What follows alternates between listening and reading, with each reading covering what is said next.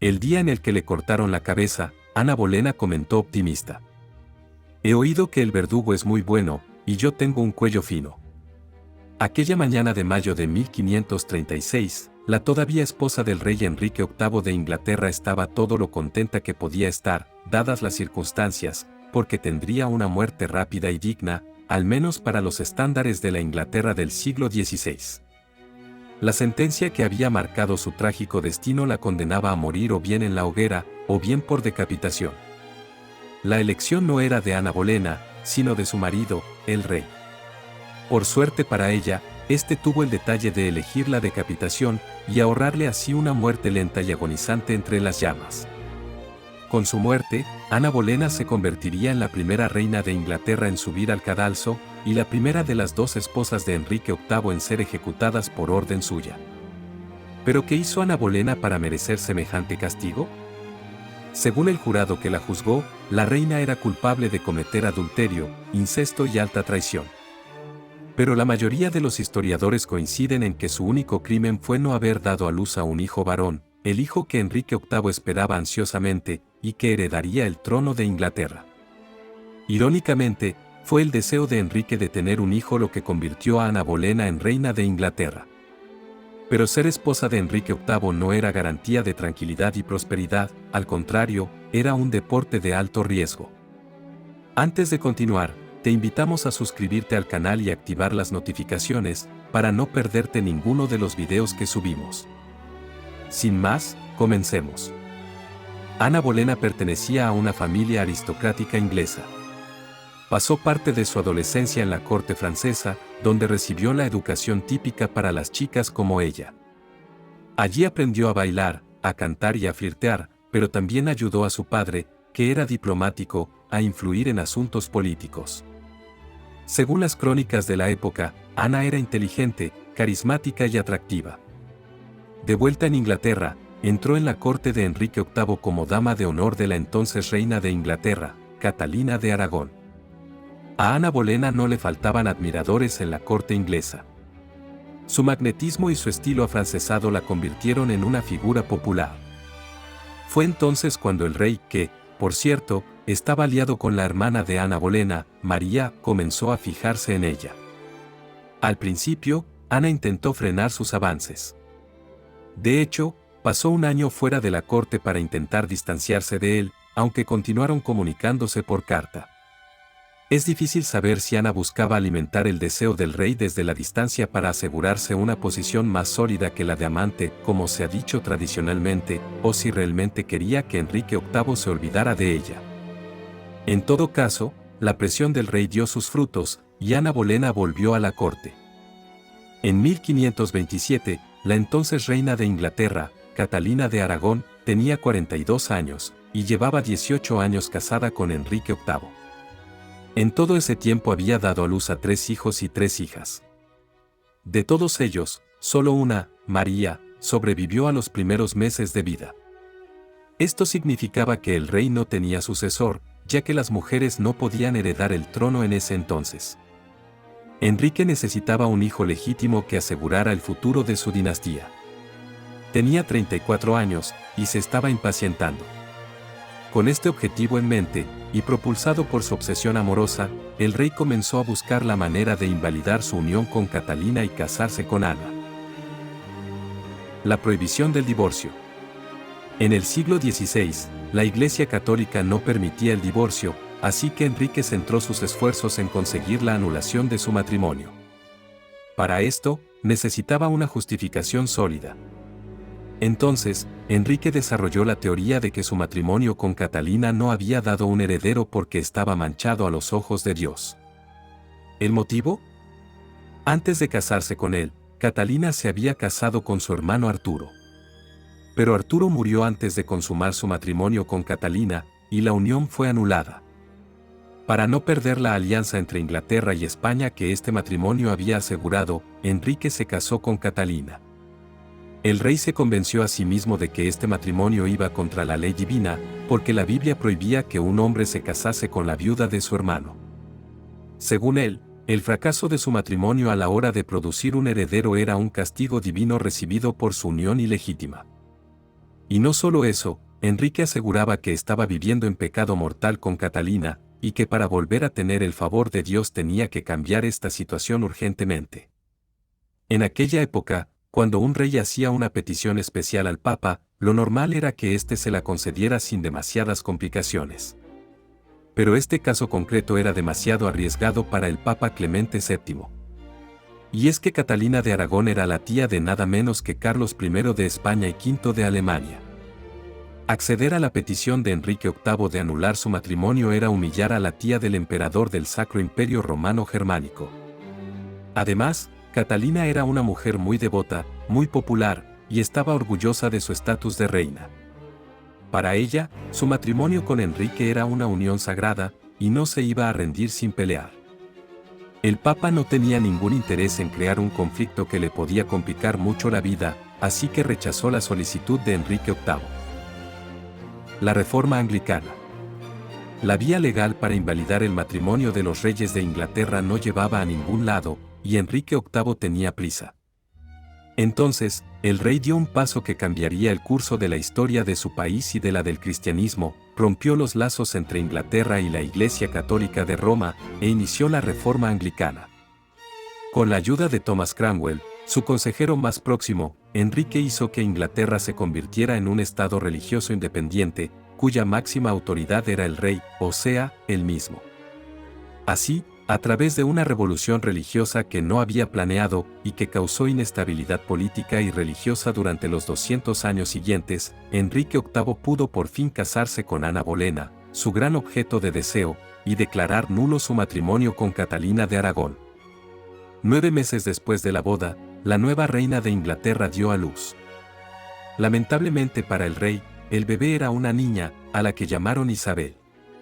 En los 3 años siguientes, Ana sufrió al menos un aborto natural, y dio a luz a un niño que nació muerto. A pesar de su obsesión romántica inicial, para entonces, Enrique ya había perdido el interés en Ana y había retomado su costumbre de tener amantes. Una de ellas, Jane Seymour, le gustaba especialmente. Quizá el nacimiento de un hijo hubiera salvado su segundo matrimonio, pero lo cierto es que Enrique VIII no era muy amigo de la monogamia. En palacio, la reina Ana no caía demasiado bien. Según los historiadores, los cortesanos la veían arrogante y distante. Surgieron grupos de aristócratas molestos porque, con el cambio de régimen religioso, habían perdido su influencia. Entre el pueblo llano, Ana tampoco era muy popular. Muchos simpatizaban con Catalina, que había sido apartada de un guantazo, y con su hija María, que ahora era hija ilegítima. A nivel internacional, el rey perdió una alianza muy beneficiosa con el emperador Carlos V, que se negó a reconocer el matrimonio de Enrique VIII con Ana Bolena. Cromwell, el consejero del rey, tampoco había hecho buenas migas con la nueva reina. Al parecer, Ana y él no estaban de acuerdo en muchos asuntos de política exterior, y tenían opiniones contrapuestas en cuanto a cómo gestionar las finanzas del rey. Y es que Ana estaba interesada en los asuntos de Estado, tenía buenas ideas, y quería implementarlas. Pero el rey solo quería una cosa de su esposa, que diera a luz a un niño. Al ver que su ansiado heredero no llegaba, Enrique, que siempre había sido supersticioso, empezó a preguntarse si esta unión no estaría condenada al fracaso también, así que empezó a pensar en cómo librarse de su segunda esposa. Las aguas se estaban enturbiando alrededor de la reina. Comisión secreta contra Ana Bolena. Enrique VIII ordenó organizar una comisión secreta liderada por Cromwell para investigar a Ana Bolena. El propio padre de Ana formaba parte de este grupo. Algunos historiadores sugieren que éste habría intentado advertir a su hija de lo que estaba pasando. Pero poco podía haber hecho ella para esquivar su destino. Al cabo de poco tiempo, Ana Bolena fue acusada de serle infiel al rey con 4 hombres de la corte. Uno de ellos confesó, eso sí, bajo tortura. También fue acusada de cometer incesto con su propio hermano, de utilizar magia negra para embrujar al rey, y de conspirar para asesinarlo. La mayoría de los historiadores modernos coinciden en que las acusaciones eran falsas. El 2 de mayo de 1536, Ana Bolena fue arrestada y encarcelada en la Torre de Londres, donde la hicieron entrar por la infame Puerta de los Traidores. Enrique VIII era desconfiado por naturaleza, y no le costó creer en la culpabilidad de Ana Bolena. Además, a estas alturas, el rey ya estaba perdidamente enamorado de Jane Seymour, así que ignoró las protestas de Ana, que defendía su inocencia. Días después de la detención de Ana Bolena y de sus supuestos amantes, se celebró un juicio farsa.